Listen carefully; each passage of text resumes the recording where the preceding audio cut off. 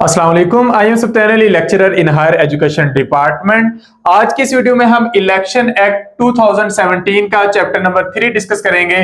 That is about delimitation of constituencies, कि जब भी कोई हल्का बंदी की जाती है एमएनए के लिए या एमपी के लिए तो किस तरीके से करनी होती है और इलेक्शन कमीशन ऑफ पाकिस्तान का उसमें क्या किरदार है, ये हल्का बंदियां कब होनी होती हैं, इसमें क्या रूल्स एंड रेगुलेशंस हैं, सारी चीजें हम इसमें डिस्कस करेंगे। इलेक्शन एक्ट 2017 में से 20 एमसीक्यूज आने हैं असिस्टेंट इलेक्शन कमिश्नर के पेपर में, और ये सबसे ज्यादा जो पार्ट है एमसीक्यूज में वेटेज है वो इलेक्शन एक्ट 2017 की है। बाकी मुख्तलिफ पार्ट्स में से 10 या 15 एमसीक्यूज आने, इसमें से 20 आने, तो इसको कंप्लीट डॉक्यूमेंट को समझना और याद करना बहुत जरूरी है। तो ये वीडियो इसी सीखने के अमल का तसलसल है। एमके प्रिपरेशंस के प्लेटफॉर्म से जहां हम बाकी सारी चीजें तैयार कर रहे हैं, बाकी सब्जेक्ट्स तैयार कर रहे हैं, तो इलेक्शन एक्ट 2017 को भी डिटेल में डिस्कस भी कर रहे हैं, इसके टेस्ट भी ले रहे हैं और इसके फीडबैक भी ले रहे हैं। ये सारी तैयारी का मकसद ये है कि वो तमाम कैंडिडेट्स जो एक सिस्टम के तहत आके तैयारी करना चाहते हैं वो कर लें। असिस्टेंट इलेक्शन कमिश्नर की तैयारी के लिए एमके प्रिपरेशन के प्लेटफॉर्म से आप सेशन का हिस्सा बन सकते हैं। सेशन को ज्वाइन करने के लिए डिस्क्रिप्शन में दिए गए नंबर पर राब्ता कर सकते हैं। तो डिस्कशन का आगाज करते हैं। सबसे पहले डिलिमिटेशन ऑफ कॉन्स्टिट्यूएंसीज का मतलब होता है कॉन्स्टिट्यूएंसीज की बाउंड्री का तयन करना, यानी कि हल्का बंदियां करना। अब उसमें हम रेगुलेशंस देखते हैं। सबसे पहले ये हमारे पास अगर आप देखें तो ये आर्टिकल नंबर 17 बन रहा है। इसके अंदर commission to delimit constituencies, the commission shall delimit territorial constituencies for election to national assembly, each provincial assembly and to local government in accordance with provisions of constitution, this act, the rule and applicable local government law। यानी कि election commission of Pakistan ने जब हल्का बंदियां करनी है national assembly की, provincial assembly की और लोकल गवर्नमेंट की, तो उसके लिए ध्यान में रखना है कॉन्स्टिट्यूशन ऑफ पाकिस्तान को, इस एक्ट को, इलेक्शन एक्ट को, रूल्स को और एप्लीकेबल लोकल गवर्नमेंट लॉज को। अब तरीकेकार क्या होगा कि कमीशन हर सेंसस के बाद हल्का बंदियां करके उसको ऑफिशियली पब्लिश करने का जिम्मेदार है। तो election commission of Pakistan her census के बाद हल्का बंदियां दोबारा से करता है आबादी के तनासुब से। सबसे पहले seats in national assembly and provincial assembly. अगर आप सीट्स का क्राइटेरिया देखें, फॉर एग्जांपल अगर हम नेशनल असेंबली की बात करें तो नेशनल असेंबली में टोटल 336 सीट्स हैं, 336 सीटें हैं इस वक्त, जिनमें से जनरल सीटें जो है वो है 266। इसके अलावा विमेन कोटा के लिए जो स्पेसिफाइड सीटें हैं वो है 60 और माइनॉरिटीज के लिए जो सीटें हैं वो है 10। तो ये टोटल 336 सीटें बनती हैं। अब इसमें जो हल्का बंदियां करनी होती हैं वो ये जनरल सीटों के लिए करनी होती है जिनके लिए इलेक्शन होते हैं, जबकि जो वीमेन और माइनॉरिटीज हैं ये रिजर्व कोटे पर आते हैं, इनके लिए अलग से इलेक्शन नहीं होता। वीमेन के लिए 60 सीटें रिजर्व्ड हैं, माइनॉरिटीज के लिए 10 सीटें रिजर्व्ड हैं। तो जो हल्का बंदियां होनी होगी वो किसके लिए होनी है? वो होनी है जनरल सीट्स के लिए। तो सबसे पहले there shall be seats in national assembly allocated to each province. अब ये जो सीटें हैं 266, 60 और 10, ये सीटें आगे तकसीम होती हैं प्रोविंस वाइज। अब इनकी डिस्ट्रीब्यूशन होती प्रॉपरली, तो ये प्रोविंस में आईसीटी यानी कि इस्लामाबाद कैपिटल टेरिटरी में, और पहले जो फाटा होता था अब ये मर्ज हो चुका है केपीके में, तो इसके अंदर ये सीटें तकसीम की जाती हैं वीमेन के लिए भी और नॉन मुस्लिम के लिए पूरे पाकिस्तान को एक कॉन्स्टिट्यूएंसी कंसीडर किया जाता है, जबकि वीमेन की सीटें एलोकेट की जाती हैं। So there shall be seats in each provincial assembly. हर प्रोविंशियल असेंबली में भी सीट होंगी, सूबाई असेंबली में सीटें होती हैं, जनरल सीटें भी होती हैं, वीमेन के लिए रिजर्व सीटें भी होती हैं और नॉन मुस्लिम्स के लिए भी रिजर्व सीटें होती हैं। और इनका आप मुशाहिदा कर सकते हैं आर्टिकल 51 में नेशनल असेंबली के लिए और आर्टिकल 106 में प्रोविंशियल असेंबलीज के लिए। अब एमसीक्यू बनाने के लिए इस तरह के एमसीक्यूज बन सकते हैं। अगर हम पंजाब की बात करें तो पंजाब में 371 सीटें हैं, 297 सीटें आपको जनरल सीटों पे मिलेंगी, 66 वीमेन के लिए रिजर्व हैं और 8 सीट्स जो हैं वो माइनॉरिटीज के लिए रिजर्व हैं। इसके बाद अगर हम सिंध की बात करें तो सिंध में 168 टोटल सीट्स हैं। इन 168 में से 130 जनरल है, 29 जो है वो वीमेन के लिए रिजर्व है और 9 सीट्स जो हैं वो रिजर्व हैं माइनॉरिटीज के लिए। इसके बाद अगर हम केपीके की बात करें तो 145 टोटल सीटें हैं। इन 145 में से 115 जनरल के लिए रिजर्व हैं और 26 रिजर्व हैं वीमेन के लिए और 4 सीटें रिजर्व हैं माइनॉरिटीज के लिए। अगर हम बलूचिस्तान की बात करें तो बलूचिस्तान के लिए टोटल 65 सीटें हैं, जिनमें से 51 जनरल हैं। इसके अलावा 11 सीट्स वीमेन के लिए रिजर्व हैं और 3 सीट्स जो है वो माइनॉरिटीज के लिए रिजर्व हैं। सीटों की ये डिटेल आपको याद होनी चाहिए। तो सबसे पहले इस चैप्टर में हम ये बात डिस्कस करते हैं कि नेशनल असेंबली में और प्रोविंशियल असेंबली में सीटों की प्रॉपर एलोकेशन होती है पहले से ही आबादी के तनासुब से, और वो सीटों की तादाद मखसूस होती है और उसी हिसाब से ही हल्का बंदियां करनी होती है। मतलब आपको सबसे पहले ये पता तो होना चाहिए कि आपने पंजाब को कितने हलकों में तकसीम करना है, या सिंध को कितने हलकों में करना है, या केपीके को, या बलूचिस्तान को, या अगर हम बात करें नेशनल असेंबली को, तो ये जनरल सीटों के अकॉर्डिंग कॉन्स्टिट्यूएंसीज की डिलिमिटेशन करनी होती है, बाउंड्रीज करनी होती है, और उसके लिए आर्टिकल्स मेंशन है। आर्टिकल 51 नेशनल असेंबली की सीटों के लिए है, आर्टिकल 106 जो है ये प्रोविंशियल असेंबली की सीटों के लिए है। तो होगा क्या कि for the purpose of election to national assembly, सबसे पहले हम नेशनल असेंबली की बात करते हैं। कमीशन क्या करेगा, हर प्रोविंस में जितनी भी टेरिटोरियल कॉन्स्टिट्यूएंसीज है उसके मुताबिक डिवीजन कर देगा, और ये टेरिटोरियल कॉन्स्टिट्यूएंसीज किसके मुताबिक होनी है, नंबर ऑफ जनरल सीट्स के अकॉर्डिंग। हर सूबे की एक नुमाइंदगी होती है नेशनल असेंबली में। पंजाब की कुछ सीटें मखसूस होंगी, सिंध की, केपीके की और बलूचिस्तान की। तो जितनी जितनी सीटें मखसूस हैं उतनी सीटों के अकॉर्डिंग उस सूबे को उतनी कॉन्स्टिट्यूएंसीज में, नेशनल असेंबली की कॉन्स्टिट्यूएंसीज में तकसीम कर दिया जाता है। आईसीटी जो इस्लामाबाद कैपिटल टेरिटरी है, इसकी जो नंबर ऑफ कॉन्स्टिट्यूएंसीज हैं ये भी मेंशन होती है।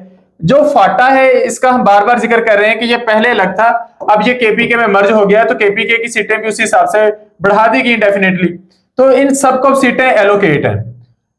अब अगर एक नेशनल असेंबली के लिए हर सूबे का कॉन्स्टिट्यूएंसीज का आपने मामला देखना तो कुछ यूं होगा, हम फर्ज कर लेते हैं कि नेशनल असेंबली में पंजाब की 200 सीटें हैं।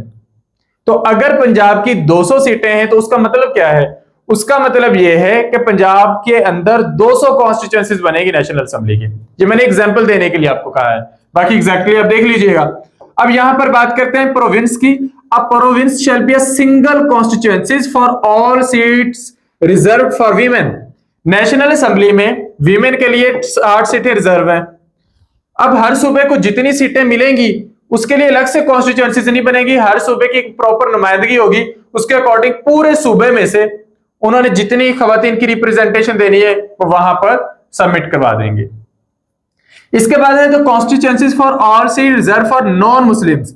नॉन मुस्लिम के लिए नेशनल असेंबली में पूरा मुल्क एक सिंगल कॉन्स्टिट्यूएंसीज के तौर पर कंसीडर किया जाएगा। जनरल असेंबली के लिए कॉन्स्टिट्यूएंसीज की डिलिमिटेशन करनी पड़ेगी, हल्का बंदियां करनी पड़ेंगी।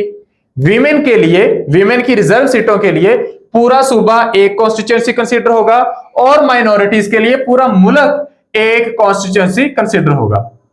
इसके बाद अगर अब आप इलेक्शन करवाना चाहते हैं प्रोविंशियल असेंबलीज के लिए, पहले हम बात कर रहे थे नेशनल असेंबली की हल्का बंदियां, अब प्रोविंशियल असेंबलीज की अगर हमने हल्का बंदियां करनी है तो कमीशन क्या करेगा, कमीशन प्रोविंस को डिवाइड कर देगा मुख्तलिफ कॉन्स्टिट्यूएंसीज में as the number of general seats specified. जो डिलिमिटेशन ऑफ कॉन्स्टिट्यूएंसीज है वो यहां भी जनरल सीट्स के अकॉर्डिंग होनी है, जबकि वीमेन और नॉन मुस्लिम्स के लिए जो प्रोविंशियल असेंबली है वो पूरे प्रोविंस को एक कॉन्स्टिट्यूएंसी मानेगी। अब यहां से एमसीक्यू बनेगा और बड़ा ही टेक्निकल बनेगा। आपसे पूछा जा सकता है कि in case of minorities for the election of provincial assembly which will be considered as a single constituency, option will be whole Pakistan, whole province, whole division या a single district।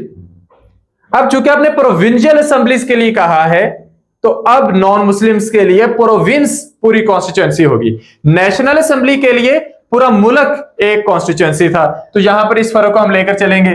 For the purpose of election to local government. अब for example election होना है local government का, तो उसके लिए commission क्या करेगा, वो लोकल गवर्नमेंट लॉ के अकॉर्डिंग कॉन्स्टिट्यूएंसीज की डिलिमिटेशन करेगा। अब ये हो गया कि डिलिमिटेशन करनी किसकी है, जब इस सवाल को हमने देख लिया। अब अगला सवाल ये है कि जब डिलिमिटेशन करनी है तो उस वक्त कौन से रूल्स एंड रेगुलेशंस को फॉलो करना है। तो इसमें यह है कि all constituencies for general assembly seat shall as far as practicable be delimited having regard to the distribution of population in geographical compact areas, physical features, existing boundary of administrative units, facilities of communications and public convenience and other cognate factors। Election करवाना है और election में यकसानियत रखनी है, election में शफाफ माहौल रखना है, तो उसके लिए जरूरी यह है कि जब डिलिमिटेशन की जाए उस वक्त आबादी का तनासुब जहन में रखा जाए, जियोग्राफिकली कंपैक्ट एरियाज को मद्देनजर रखा जाए, फिजिकल फीचर्स नहरों दरियाओं पहाड़ों को मद्देनजर रखा जाए, एग्जिस्टिंग बाउंड्रीज जो पहले से जिले की डिवीजन की जो बाउंड्रीज हैं उनको जहन में रखा जाए, कम्युनिकेशन की फैसिलिटेशन को भी और पब्लिक कन्वीनियंस को भी मद्देनजर रखना जरूरी है। फिर यह है for the purpose of delimiting constituencies for general seats of national assemblies for tribal areas. अब ट्राइबल एरियाज वाला मामला खत्म हो गया तो हम इस तरफ नहीं जाएंगे। यहां पर पहले यह था कि ट्राइबल एरियाज के लिए 2 या 2 से ज्यादा इलाकों को मिला के सिंगल कॉन्स्टिट्यूएंसी बना दी जाती थी। इसके बाद अगर आबादी में तनासुब किसी भी इलाके में 10% से ज्यादा नहीं बढ़ना चाहिए, यानी कि आप जब नई कॉन्स्टिट्यूएंसी बनाने लगे हैं पिछले इलेक्शन के मुकाबले में, तो आपने ये ध्यान रखना है कि उस कॉन्स्टिट्यूएंसी की आबादी 10% से ज्यादा ना बढ़ चुकी हो। यानी कि ऐसा ना हो कि पिछली दफा 1 लाख लोग थे तो इस तरह 1.5 लाख लोग हो गए, यानी कि 50% बढ़ गई है, तो इस तरह ना बढ़े, 10% से ज्यादा नहीं बढ़नी चाहिए। इस बात को ध्यान में रखना जरूरी है। उस हिसाब से फिर एक आध गांव निकालकर दूसरी कॉन्स्टिट्यूएंसी में ऐड किया जा सकता है। अगर फिर भी डिलिमिट करना है तो कमीशन को रीजंस रिकॉर्ड में देनी पड़ेगी कि किस वजह से इतनी आबादी बढ़ी भी है और उसके बावजूद इस कॉन्स्टिट्यूएंसी की जो डिलिमिटेशन है वो पुराने हिसाब से ही की गई है। नेक्स्ट है रिपोर्ट ऑफ कमीशन। अब डिलिमिटेशन हो गई, हल्का बंदी होगी, फैसला ही लेना होता है ना एक कि किसको शामिल करना है किसको नहीं। अब उसकी रिपोर्ट किसे करनी है और उसकी लिस्ट कैसे बनानी है। तो for the purpose of delimiting constituencies commission में receive and consider representations, hold inquiries, summon witness and record evidence. जब इलेक्शन कमीशन ऑफ पाकिस्तान ने डिलिमिटेशन ऑफ कॉन्स्टिट्यूएंसीज करनी है तो मुकामी लोगों को, मुकामी सियासी जमातों को एतमाद में लेना है, तो उनके नुमाइंदे जो होंगे वो जो भी अपना कंप्लेंट या कंप्लेंट कह सकते हैं या अपने तहफुजात कह सकते हैं वो इनके सामने पुट करेंगे, तो इन्होंने उसे सुनना है, इनवाइट करना है रिप्रेजेंटेशंस को, उनकी बात को सुनकर इन्होंने अपना काम करना है। तो सबसे पहले फॉर एग्जांपल ये उन रिप्रेजेंटेशंस के अकॉर्डिंग एक पब्लिश कर देते हैं ऑफिशियल गजट में एक आरजी रिपोर्ट कॉन्स्टिट्यूएंसीज की। उसके बाद क्या होगा, उसके बाद जो रिप्रेजेंटेशंस होगी मुख्तलिफ जगहों से, उन्होंने 30 दिन के अंदर अंदर अपने तहफुजात जो है इन्हें बताने हैं और उनके तहफुजात सुनने के बाद 30 दिन के अंदर अंदर जो कमीशन है, कमीशन ने उस पर फैसला लेना होता है और फैसला लेकर नेक्स्ट जो है वो फाइनल लिस्ट सबमिट करवानी होती है। तो commission shell after hearing and considering the representation if any received by it, अगर उसे कोई तहफुजात आते हैं तो अमेंडमेंट्स करनी है या अल्टरेशंस करनी है या मॉडिफिकेशंस करनी है एक इब्तिदाई लिस्ट में, वो करने के बाद उसको क्या करना है 30 दिन के अंदर पब्लिश करना है। पहले एक लिस्ट पब्लिश होगी, आपने उस लिस्ट को नाम दिया प्रीलिमिनरी। अच्छा, वो लिस्ट पब्लिश होने के बाद 30 दिन है रिप्रेजेंटेशंस को सुनने के। रिप्रेजेंटेशन एक वोटर की तरफ से आ सकती है या पार्टी की तरफ से आ सकती है। उसको सुनने के बाद 30 दिन बाद, इसके भी 30 दिन बाद फाइनल लिस्ट जो है वो इन्होंने अपने ऑफिशियल गजट में पब्लिश करवानी है। नेक्स्ट है power of commission to make amendments, alterations और modifications in the final list of constituencies. मुकम्मल पावर्स होती है इलेक्शन कमीशन ऑफ पाकिस्तान के पास और वो पावर्स के अकॉर्डिंग ये अमेंडमेंट्स कर सकते हैं, अल्टरेशंस कर सकते हैं, मॉडिफिकेशन कर सकते हैं वेरेवर नेसेसरी, जहां कहीं पर उसकी जरूरत हो।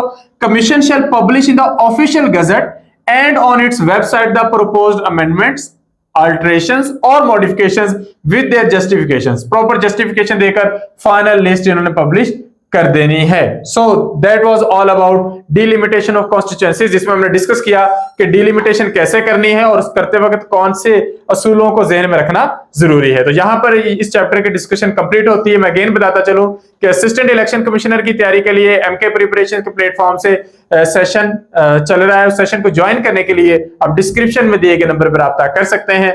Thank you, Allah Hafiz.